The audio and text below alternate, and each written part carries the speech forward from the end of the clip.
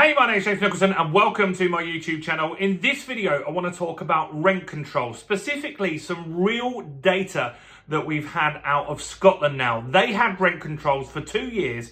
What happened in that market? Did rents go up? Did homelessness go up? Are landlords sticking in the market or are they quitting? I've got all of that data and it does not look great for tenants or landlords. So here in this video are going to be some lessons that England could learn from potentially having rent control, because it's something that is being talked about by Sadiq Khan in London. Labour potentially are considering it as well for the whole of the UK.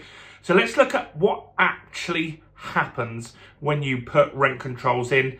And is it a good or a bad thing? Now, if you're new around here and you haven't done already, do subscribe to the channel over there and hit that bell notification. We're on the way to 34,000 subscribers now. We could hit that in the next week with your help. And let's make sure as many people see this video. I think this has got some really interesting data. So how can we get more views on this?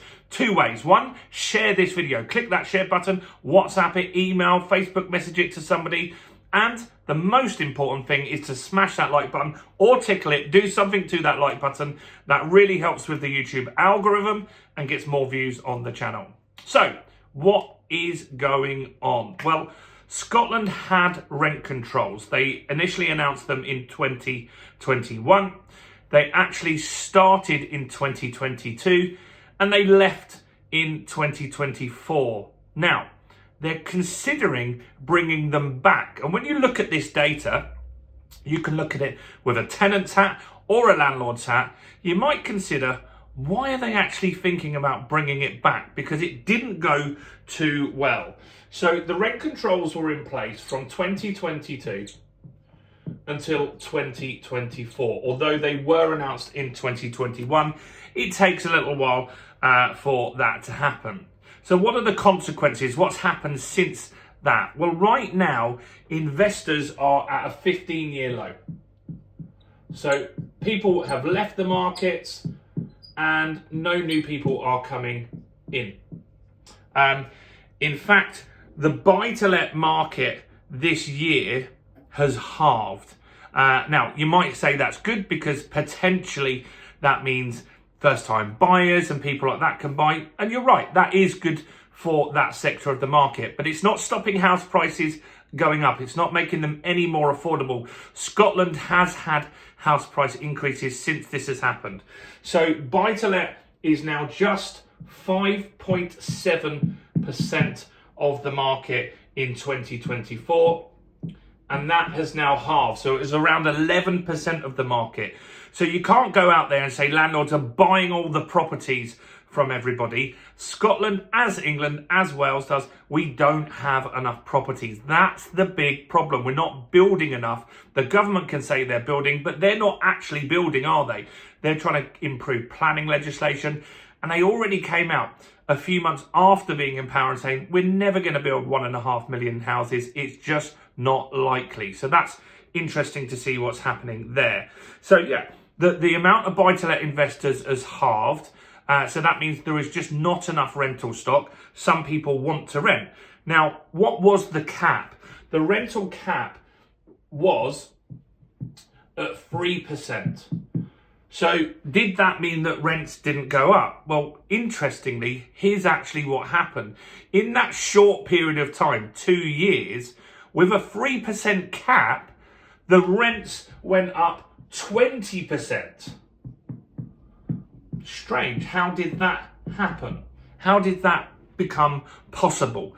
Well, it was announced in 2021 that these rental increases would be there, right? The cap, would be there. So what happened is landlords brought all of their rents up to market value. So if you were getting a discounted rent or a friendly rent because you'd been a good tenant, you'd looked after the property, maybe you'd been there for decades, the landlord was in a position where they had to increase the rents to make sure that they weren't going to get caught out and never be able to get to market value. So that happened initially, a surge of increased rents. What then happened was, between tenancies, landlords increased the rent. So maybe people in that scenario got Section 21s or something similar.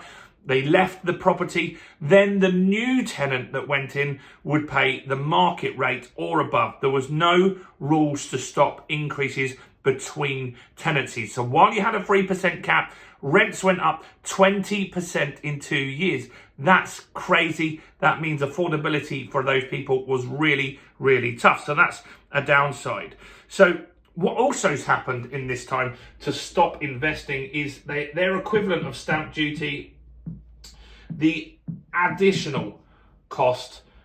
So their stamp duty, this is the extra levy that landlords have. It was at 6%. That went up to 8%. 8% on top of the stamp duty bill. So that's the additional cost. So that's going to stop more investors getting into the market. That's really, really not great. So what did this mean? Well, homelessness actually went up. So because there wasn't enough properties, there were always people in the market that need to rent, that want to rent, that's their only option. Maybe they've got a bad credit rating, they don't have a deposit to buy a property. Those people were priced out the market, and homelessness in Scotland went up a hell of a lot. 4% in 2 years. 4% in 2 years due to this scheme. That didn't work. So now the Scottish National Party, the SNP, are saying, we want to bring back these rent controls. We're so happy with these results of 20% increase in rent, 4% increase in homelessness, and just a lack of rental stock. There's lots of people and lots of stories of people viewing properties where hundreds of people have applied because there is such a lack of rental stock. Hundreds of people go and view that same property. So while the cost might have not gone up, there's just not enough stock, and it means it's very stressful, very difficult to get a rental property, even if you could afford it or want it in Scotland. So what are they proposing now? And this is important to look at this, because if this works in Scotland, or if they implement it in Scotland, there's a higher chance of it happening in England, Wales and Ireland. So what they're saying here is the next time round, the cap will be 6%. Okay, that sounds okay. So you can increase the rent 6%. So a landlord will be happier with that, won't they? Because they can increase the rent every single year 6%, maximum of 6%, right? That's more landlord friendly. Here's where it's not so landlord friendly, and this is what's basically making some landlords fear this new cap. They're saying that no increases between tenancies, zero increase between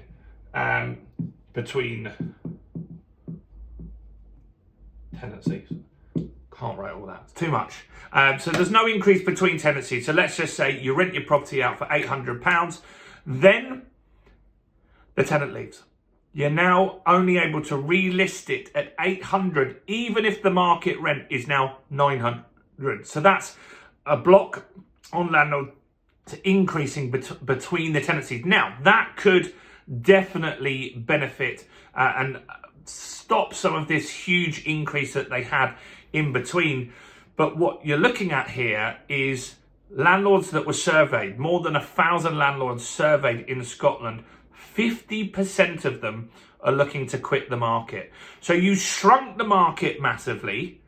You're looking to do something similar in the UK with the Renters' Rights Bill, which has just been amended, and I'm reading that at the moment. Obviously not while I'm filming this video, but I'm reading through that to make sure I make you a detailed video on that Renters' Rights Bill in the next few days. So these things are happening. So in Scotland, what we're saying is that 50% of landlords, due to this second rent cap, are looking to quit the market. That's going to massively shrink. Yes, some of those properties will be bought by first-time buyers. It isn't bringing prices down, though, because Scotland still has house prices rising. And this is something that could play out in other areas as well. So I think it's important to look at what happens in other areas. New York did rental increases, rental caps. Ireland also did them. They haven't worked in any place that I've seen evidence of that. If you have some examples on where I should look and research and find some rental caps that work, do comment below. I always want to update my knowledge and make sure I'm sharing with you guys the right information. But this didn't work in my opinion. I don't think it worked for the landlords, and I also don't think it worked for the tenants either. That doesn't mean just because it didn't work that it might not get rolled out in the whole of the UK. So we should always be looking at what's happening north of the border, because those things could also happen all over the UK. Let me know your thoughts, questions, observations, and any questions you've got, or even if it's just to say hi. Always comment on the videos. I personally reply to every single comment. Do share this video. Smash that like button, guys. That really helps. And check out all the other content on my channel, including this video right here.